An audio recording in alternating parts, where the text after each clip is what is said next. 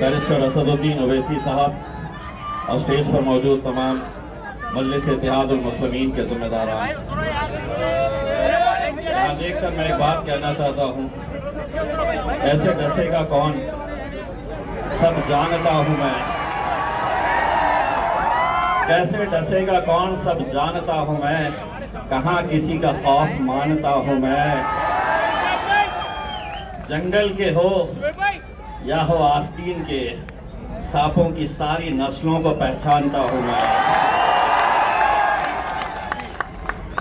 अल्हम्दुलिल्लाह मेरे भाइयों, 2014 में आपके बीच में आया था, आप लोगों ने अपने इत्तेहाद का मुजाहरा किया था और अल्हम्दुलिल्लाह यहां से 2014 में आपने मुझे आपके इस हल्के से एमएलए बनाया।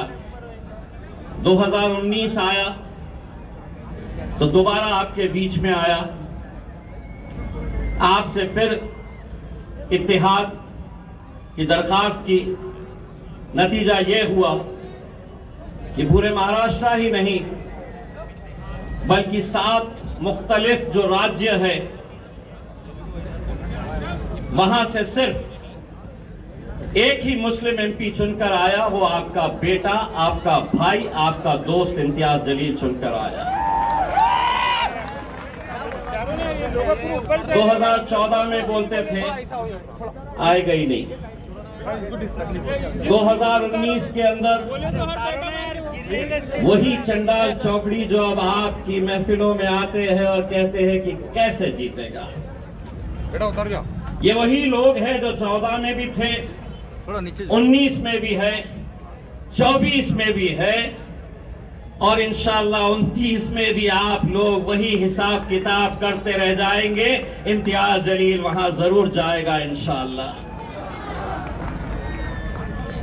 आपको आज भी हिसाब किताब दिखाया जा रहा होगा कि पहले ये थी तो जीत गए थे, अब फिर चौराहों पर, चबूतरों पर, होटलों पर या किसी के बंगले के ऊपर शीर खुरमे के बहाने आपको बुलाया जाएगा और आपको हिसाब किताब दिखाया जाएगा कि कैसे जीतेगा। मैं उनको एक बात कहता हूं, तुम्हें जमीन के ऊपर मेरा हिसाब किताब कर दो, लेकिन मेरा हिसाब तो मेरा रब वहां पर बैठ कर करता है अल्हम्दुलिल्लाह। वरना क्या वजह है, ये आज जो भी साजिशें चल रही है, ये वही लोग हैं जो कहते थे कि आएगा ही नहीं। उनके बोलने का अंदाज आता क्या, कैसे आता, हिसाब किताब गिनती सब बताते रहते थे, लेकिन अल्हम्दुलिल्लाह आए। और आज जब ये इलेक्शन हो रहे तो आप एक साजिश तो अच्छी तरह से समझ चुके होंगे कि मुसलमानों का एक गठ है और एक गुट है जो कहता है कि नरेंद्र मोदी को हमें हराना है तो यहां पर शिवसेना को जिताना है। वाह, इम्तियाज जलील को हराना है यहां पर, मोदी को वहां पर गिराना है। तो 48 सीटें हैं महाराष्ट्र के अंदर। मैं आपको यकीन के साथ कहता हूं, अगर उन 48 में से 47 भी अगर ये जीत गए, जब वक्त आएगा नरेंद्र मोदी की आंखों में डालने का तो भीगी बिल्ली बनकर ये बैठे रहेंगे और वहां पर असदुद्दीन ओवैसी, अख्तरुल ईमान साहब और इम्तियाज जलील नरेंद्र मोदी की आंखों में आके डर से ललकारेगा।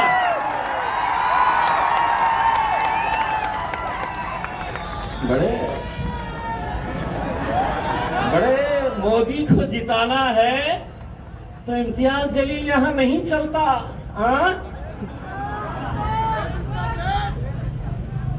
ये आपकी यही गुलामगिरी, यही चाटुगिरी, यही तलवे चाटने की वजह से आज इस मुल्क से आपकी क़यादत खत्म हो चुकी है। यही तलवे चाटने से कभी सोचा था किसी ने ये औरंगाबाद जैसे शहर से जहां शिवसेना कहती थी कि यह हमारा गढ़ है, किसी ने तस्वर नहीं किया था, लेकिन ये आप लोगों का इत्तेहाद था जिसने यहां से शिवसेना को उखाड़ कर फेंका और मजलिस को यहां पर आपने अपना झंडा लहराया। अब तो कैसे कैसे आ गए हैं।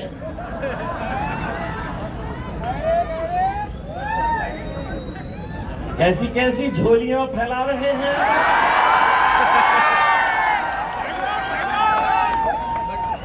यहां पर भी भेजे गए थे, महफिल मेरी सस्ती है। एक सुन लो रे, तुमको क्या बोलते पता है? बेगानी शादी में जब मेरी महफिल सस्ती है आ जाते, बोले चलो दूल्हे बन जाएंगे घर।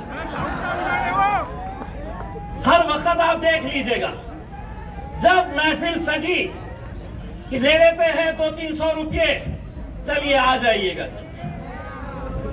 तुम चोली यहीं तक फैलाते रहो। कव्वाली सुने हो? पर्द चोली मेरी या मोहम्मद, लौट कर मैं न जाऊंगा खाली।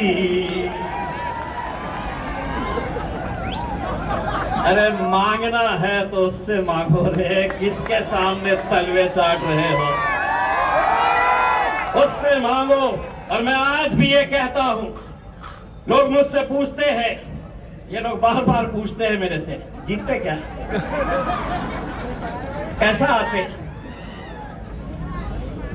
बोले 2019 में आपको कितना भरोसा था कि आप जीतेंगे और 2024 में आपको कितना भरोसा है?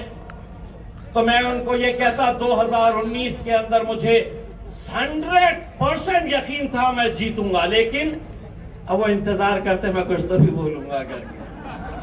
2024 में 200% यकीन है कि 4 जून को हम हिंदुस्तान का सबसे बड़ा जश्न यहां पर मनाएंगे इंशाअल्लाह। और जश्न तो बेटा तेरे घर के सामने भी आके मनाऊंगा इंशाअल्लाह। यही प्यादे हैं, किसके वजह से चल रहे हैं? गाड़ी में पेट्रोल कौन डाल रहा है? सब जानते हैं बेटो, हम सब हिसाब निकाला जाएगा। हर इलेक्शन में ऐसे आते, कोई ना कोई तो आता है गिराते हुए मेरे को। उन्हें क्या मालूम, ये शहर में अब अल्हम्दुलिल्लाह ऐसी फिजा तैयार हो गई। एक रात पहले तक कुछ अलग सोचता है, सुबह जैसे ही फजर पढ़ के बाहर निकल, नक्को रे बाबा पतंग कोई मारो, अपनी पतंग है, अपनी पतंग को उड़ाओ। अल्हम्दुलिल्लाह मेरे भाइयों, आज क्या वजह है कि 10 ऐसे राज्य है जहां से एक भी मुसलमान को टिकट नहीं दिया गया, और ये आपके बीच आ रहे हैं और कहते हैं कि एकलौता एक उसको यहां पर गिराना है। अगर मैं गूंगा, मुक्का और बहरा रहता तो कोई दखल नहीं लेता, बोलता चलने दो। लेकिन उन्हें एक बात पता चली है कि पिछले 20 सालों से पार्लियामेंट के अंदर अकेला मेरे भाई बैरिस्टर असदुद्दीन अवैसी साहब अकेले मुकाबला करते थे। अब तकलीफ ये है कि ये आया है तो ये भी बहुत बोलता है भैया, और बोलता ही नहीं है। असद भाई जब बोलते हैं और वहां से भाजपा का, यहां से कांग्रेस का, वहां से राष्ट्रवादी का, यहां से शिवसेना का, जब असद साहब को टोकते हैं तो इम्तियाज जलील पीछे जाकर बैठता है और उनको क्या कहता है? अरे चल बैठ रे बैठ। सारी तकलीफ इसी बात की कि कैसे इकलौता एक हजम नहीं हो रहा तुमको। क्या वजह है? क्या वजह है तुम्हारी? उससे तो अच्छे हमारे कहां है वो साहिब खान साहब, खड़े रहो, पतंग उड़ाओ।